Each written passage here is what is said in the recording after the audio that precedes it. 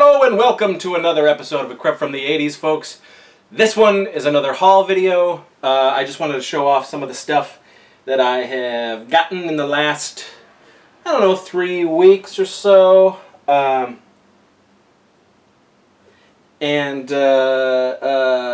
I saved a bunch of my birthday money from July. I knew I was going to go down and visit my good pal of 20 years, Bobby Heckman.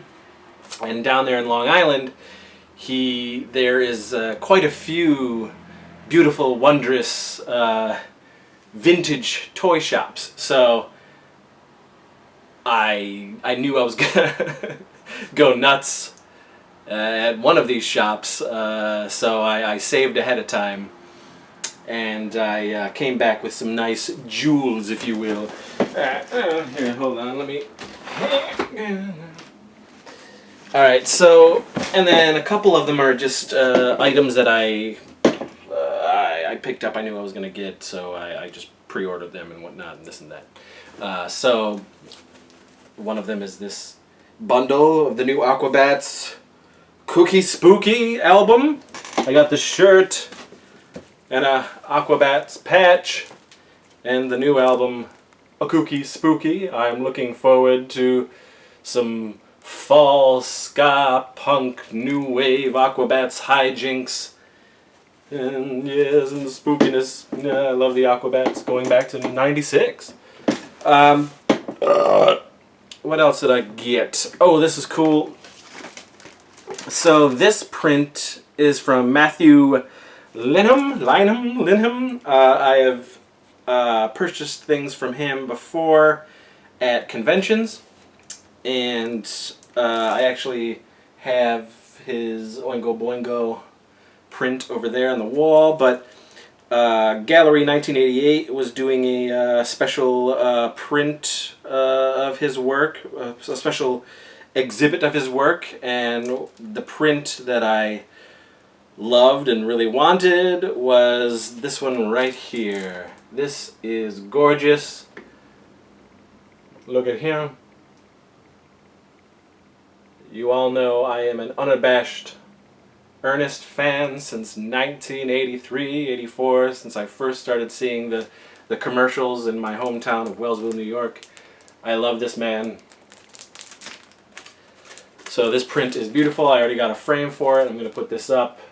And the artist is fantastic. Matthew Linham.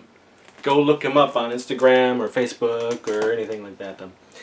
Also, I want to give a shout out to... So there's this, obviously, synthwave has been around for a while, and there's lots of modern synthwave artists doing the 80s synthwave thing, and there's some good ones and there's some bad ones, and I have my favorites, and there's also this interesting, fun, crazy movement where people, the kids, guys, gals who didn't necessarily grow up in the 80s, maybe they were born in the 90s, maybe they were born in the early 2000s, who happen to love the 1980s aesthetic. They love the movies, they love the pop culture, they love all of that. And they have begun living like they're in the 1980s with the clothes, with the music and pop culture and everything. And I find it fascinating, I find it very fun, and I love it. And there's a good community out there of people who are doing this. I don't lump her into this, but the people who are doing this really have been championing her, and I was caught up by her 80s magic, her 80s flow. Her name is Roxy Drive, and I have been following her for a while. I listen to her music, and it's as if she was a 80s female pop star doing 80s music and synthwave music, and I really love her work, and I love her aesthetic, and I love what she's doing, and I want to support it, so I bought her vinyl, her album, Roxy Drive, Electric Heart.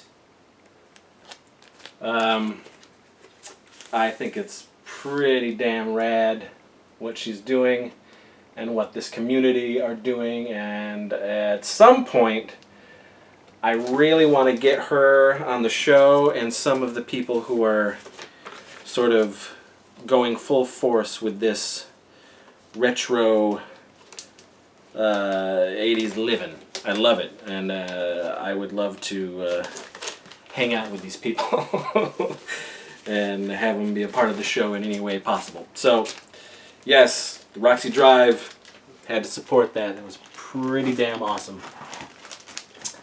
I also pre-ordered, and it came the day after it hit select theaters and video on demand. I pre-ordered the Bill and Ted's Most Excellent Movie Book, which is sort of the making of all three films with never before seen pictures and stories and from the people who made them. And so far I've gotten into it and I'm really enjoying it. I knew a lot of stuff because I've followed Bill and Ted half of my life, more than half of my life. I was 12 years old when Bill and Ted came out, and Excellent Adventure, saw it in the theaters.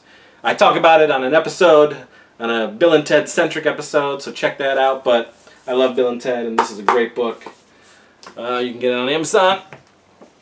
What else did I get? Oh, this is cool. So in the 90s, and if you watched our collection videos, or why we still collect, or when did we start sort of stop playing and collecting, well, in the early 90s, when Toy Biz was coming out with all the Spider-Man and the X-Men and all the Marvel toys, Spider-Man has always been my number one go-to Marvel figure, Marvel comic book.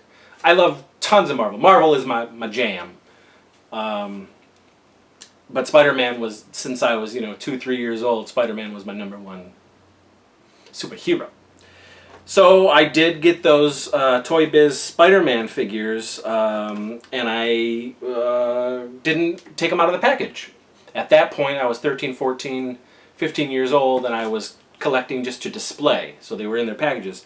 Well, of course, the lovely folks at Hasbro, who have the Kenner thing and have a lot of these properties and are doing a lot of these retro, repro lines, they have been lovingly putting out these Marvel Legends / retro box re-releases, but with 6-inch, 7-inch figures, articulation and whatnot of the old brands, X-Men, Spider-Man, and this is the Spider-Man animated series Toy Biz style Green Goblin.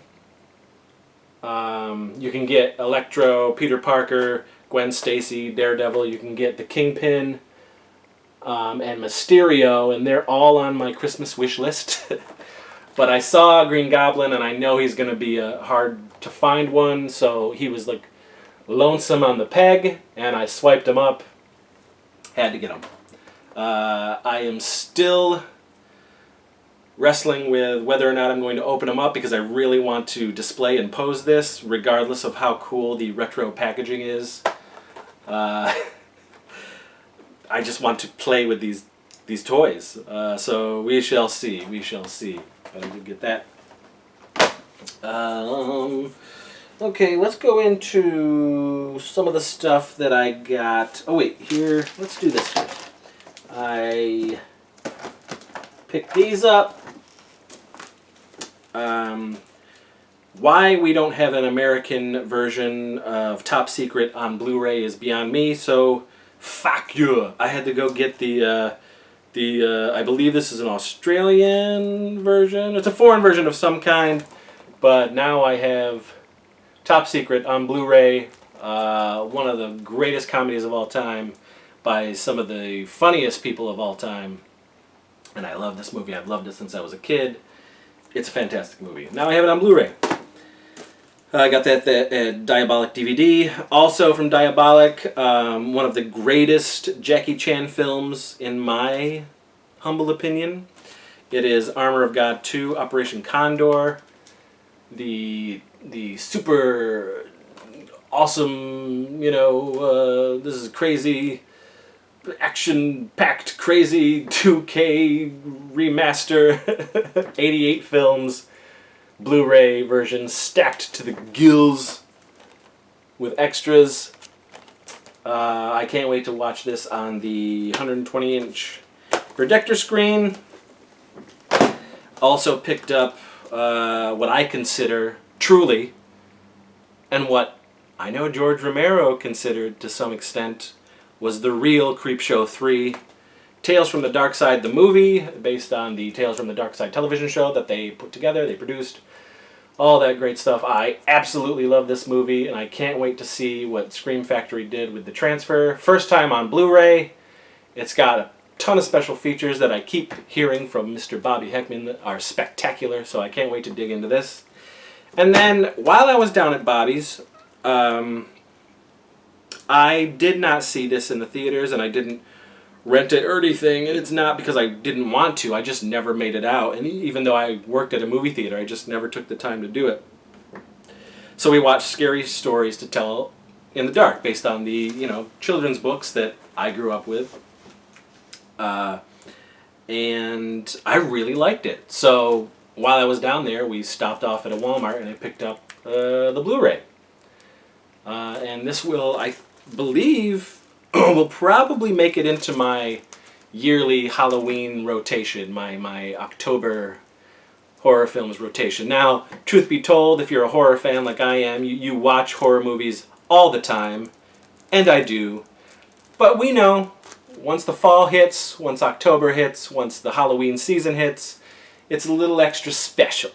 So it's fun to create lists and throw parties and have get-togethers, which we do. So this will go into the rotation. I really, really enjoyed it enough to buy it. So we got those. Now let's get into the stuff that I picked up down in Long Island. So I am trying to finish off my recollect of all the Star Wars figures that I used to have, and I am doing my recollect of the ones that I had. I'm not doing the full line of each movie. I'm only going after the figures and play sets and vehicles that I know I had, and I'm just recollecting. So we got Dengar, Empire Strikes Back. Picked Dengar up, complete. I picked up the second outfit, Klaatu, complete.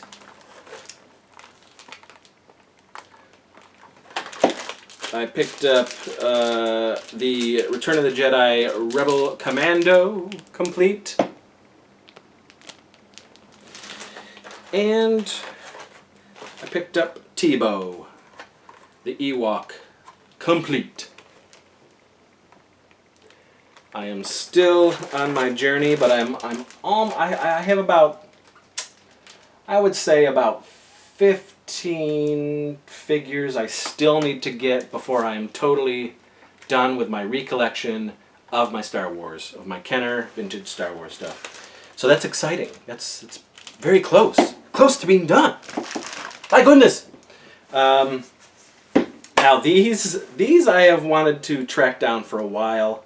I haven't found them for a good price. I'm a sucker for this stuff. I love the Peanuts. I grew up with Charlie Brown.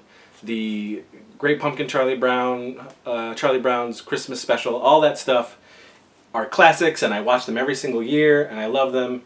Like the Rankin and Bass stuff, I watch all of that stuff, and I want to collect the merchandise and the figures and whatnot. And both the Peanuts and the Rankin and Bass figures are so expensive to get on eBay and other places like that. Well, I was lucky enough to find the Great Pumpkin stuff for a really great price down in Long Island. We went to a, it was a, geez, I can't even remember the name of it, but we went to several places down there, and almost every place had something I wanted. But this deal was really great, and I'm glad they worked with me on it.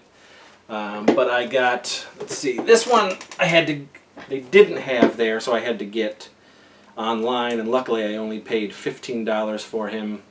But this is the Linus figure from the line. Ooh, from Great Pumpkin. And I'm going to be putting these up on the mantle, on our fireplace mantle, when we start to decorate for Halloween. So I got this one. This is Charlie Brown as a vampire. And this is Snoopy and Woodstock version 2. And let's see, Snoopy and Woodstock version 1. These are the figures, guys. These are the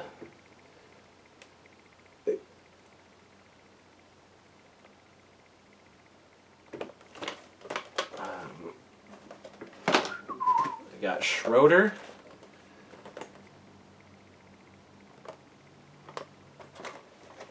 And Sally. And of course, Lucy. I love these. These are great. And I'm going to open them and put them up and display them on the mantle downstairs for the Halloween season. Very nostalgic. Very like a warm hug. Alright, so next we have I've told you my a little bit of my G.I. Joe history, and in the episode that Bobby and I do that is specifically G.I. Joe, part 1 of the G.I. Joe episode, I go a little deeper into that history. I didn't hate G.I. Joe. It just didn't attack me like other pop culture did in the 80s. I had the G.I. Joe that I loved. You know, I collected. I didn't go ape shit. I just got the ones that really sort of stood out to me. And I said that I was going to go back and recollect those G.I. Joe that I had. And in a way I did. But as you collectors know, for any of these toy lines, it is so expensive to try to recollect your childhood. There's a lot of nostalgia taxers out there. There's a lot of like assholes that were really pumping these things up, taking advantage of us, you know, man-children. Some of them are collectors and some of them are just people who are trying to make a lot of money. Whatever. It's been going on like that for, you know, in the collector's market for ages. But it turns out that the 25th anniversary editions of the G.I. Joe line that came out in 2007 are far less expensive than the original figures I'm trying to recollect. So, you know, talking with Bobby, who was a huge G.I. Joe fan, talking with some of the shop owners at Time Warp Toys in Long Island. A fantastic shop. Love this shop. Every time I go down to Bobby's now, I'm going to go to Time Warp Toys because it was fantastic and these guys were awesome. Yeah, getting those same figures but in the 25th anniversary style is just as good and even better because of the more articulation and the accoutrements that came with it. And for what I'm going to do, which is not leave them in packages, I'm going to pose them and have the scenario displayed and whatnot. So I went after the figures that I knew I had. 25th anniversary style, and this is just some of them. There's a bunch I still need to get, but then I'm done. It's not going to be a whole line. It's not going to be this giant thing. It's just going to be a nice little tight collection of G.I. Joe. And so this is Scarlet and Hawk. In the 25th line. And yes, I will be opening all of these. And Arctic Trooper Snow Job, code name. See, they got the rocking that retro love. G.I. Joe is back, by the way, friends. Hasbro has relaunched the G.I. Joe line. And I'm super excited about those. And I'm getting the redos, the 6-inch, the new G.I. Joe 6-inch, in that declassified, classified style.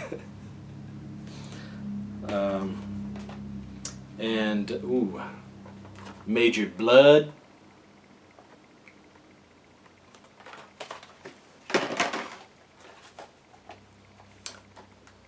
Spirit Iron Knife.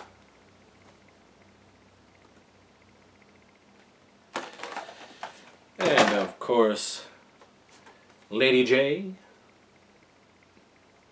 Yo, Joe. Oh, we got Gung Ho. Look at that, down. Look at that, down. And one of my favorite G.I. Joe characters of all time. Him and the Dreadnought. I mean, Zartan was always my man. Zartan. Got that Zartan going. You know it. Look at that. Such a great character. And I also picked up this beauty right here. And again, I will be taking them out. But look at that. Look at that there. We got Cobra Trooper, Cobra Commander, Storm Shadow, Destro, and Baroness. All in one foul swoop. I was able to get those right away. I want to get Duke. I want to get Shipwreck. I want to get Flint. I want to get the Dreadnought. I want to get Snake Eyes, of course.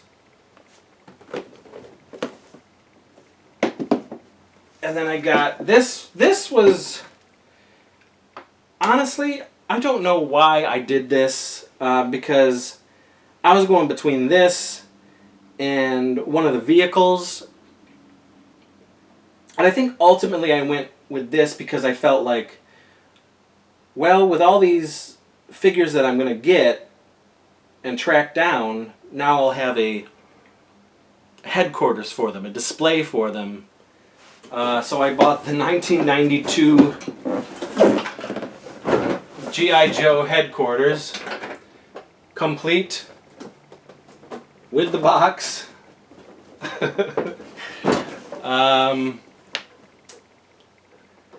And there's a part of me that I might end up selling this, and only because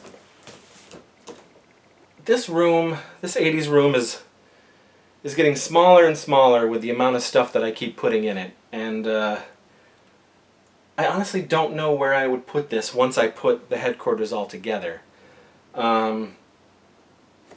So honestly, I might sell it and use the money for Christmas money for my son and my wife, just to add to the Christmas money pot. But I don't know yet. I really gotta think about it, because it is so cool, and I don't know. I just don't know. I don't know, folks. I just don't know. But so there. That is my haul for, I guess, August. My August haul. I hope you enjoyed it, and I hope you get sweaty and crazy down below with all your thoughts on the haul, and let's talk about G.I. Joe. You're gonna get the G.I. Joe episode. We got the Bill and Ted episode. We got all sorts of. We got the live show. Everything is there and rocking, and there's. I hope you have enjoyed all the new content, and thank you for coming to the channel and enjoying the channel and sticking with us, getting us to that 900 sweet spot, which is great. Now let's get to 1,000. Yay! But yeah, so that was my haul. Hope you enjoyed it, and let's get geeky down below in the comments. Subscribe if you liked everything. Let us know in the comments. Like, whatever, not like. It's up to you. It's okay. We're going to keep going. Doesn't matter. So, thanks everyone, and we'll see you on another episode of Crept from the 80s. Goodbye!